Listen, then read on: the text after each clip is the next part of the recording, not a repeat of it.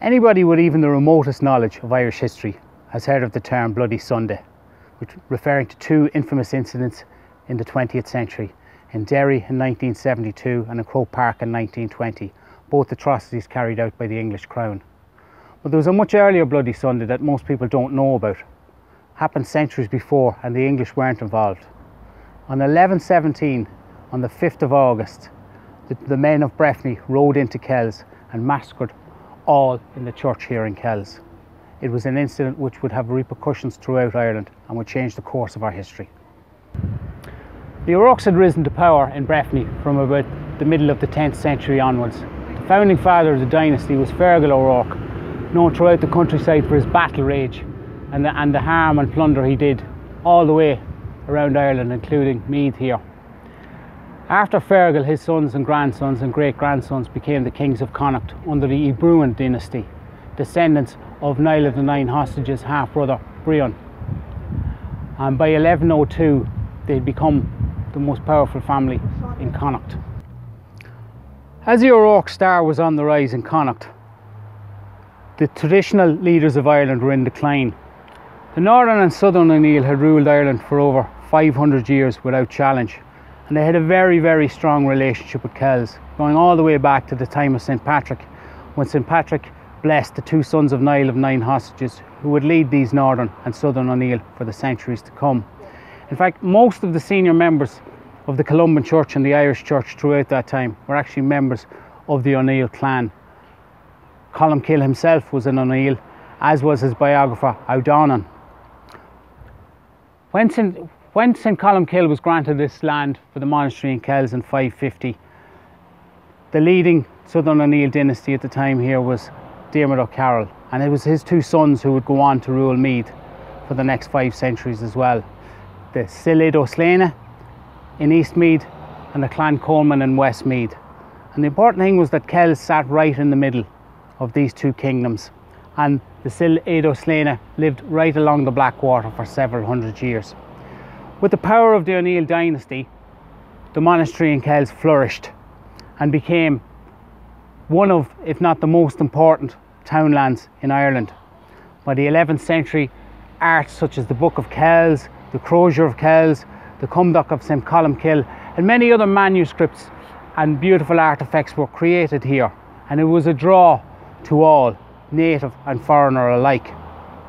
So by the time O'Rourke set his eyes on Kells, there was little the O'Neills could have done to stop him. And when he raided here in 1117, he murdered all here, abbot, monks, priests. And what it was a message to all the other chieftains of Ireland that the O'Neills were broken, that anyone could walk in and do as they wished. And from now on, there was going to be a change in Ireland. Many of the High Kings had been particularly closely associated with Kells, and one of those was Niall Glundub, Niall Blackney, who reigned from 916 to 919. We know that Glundub was very closely associated with the monastery here in Kells, and not only was a defender, but was also a benefactor of the monastery. When Glundub was killed in 919 at the Battle of Tara, he led the first real united Irish army against the Vikings, more than a century before Brian Boru. After his death, his queen was left without a king, and according to legend and a lot of medieval records, his wife Gauntlet spent the rest of her days in the monastic settlement of Kells among the nuns. And it was here under this particular high cross that Gauntlet is reputed to be buried. About 150 years after Gauntlet's death, there was another major O'Neill buried in Kells, in the Round Tower, and not by choice. In 1076, Murricade MacFlan MacShocknall had been murdered by his own kin, and from 1076 on, the O'Neills would go into such a rapid decline that it made it easy for O'Rourke and anyone else who wished to invade Meath. And 17 times between 1100 and 1150, Meath and Kells were attacked. In 1144, Kells was burned 3 times. But this wasn't by Aede O'Neill, this was by his son Tiernan. Aede had been killed in 1121 on a raid in Meath by the King of Brega, but his bloodthirsty son soon took over and made reparations for his father's death. But Tiernan looked with benevolence upon Kells.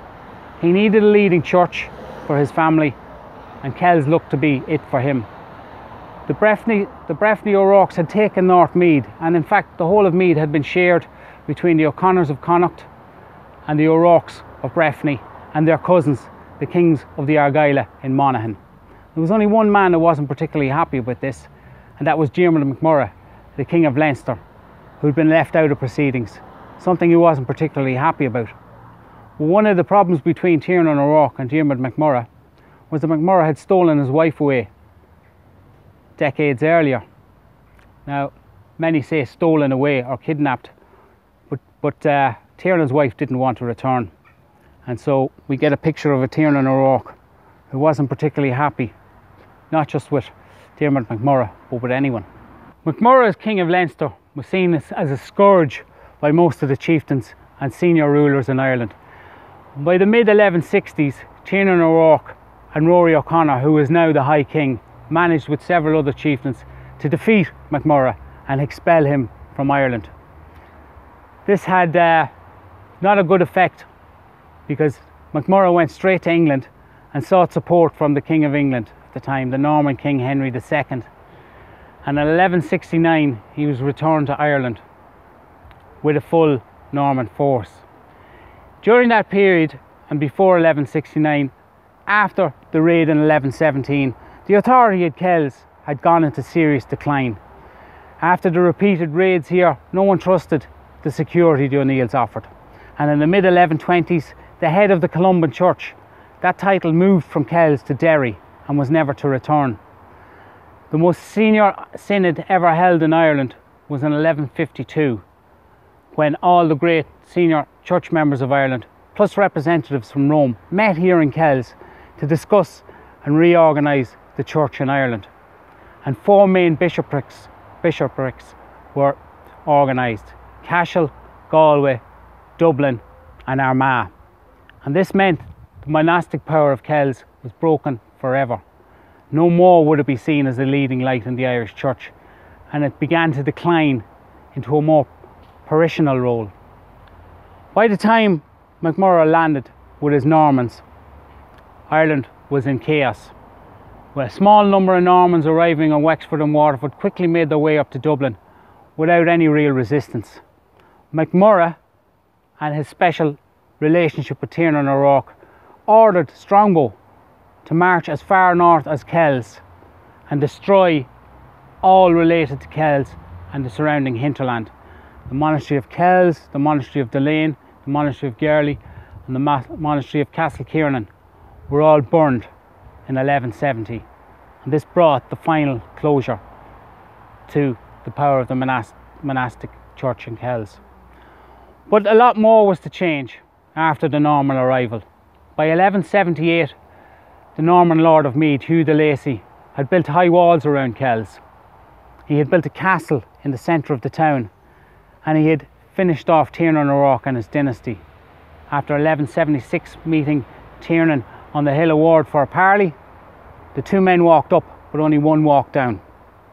The O'Rourkes retreated back to Leitrim to defend their lands against these rampaging Normans, and a new Irish group, a new family, moved into the vacuum. The O'Reillys, who had been a minor sept of the O'Rourkes, now took control of East Breifne, Cavan, and set their sights on the riches in this area. And for the next 500 years, it would be the O'Reillys which would bring chaos to Kells and the Norman settlement here.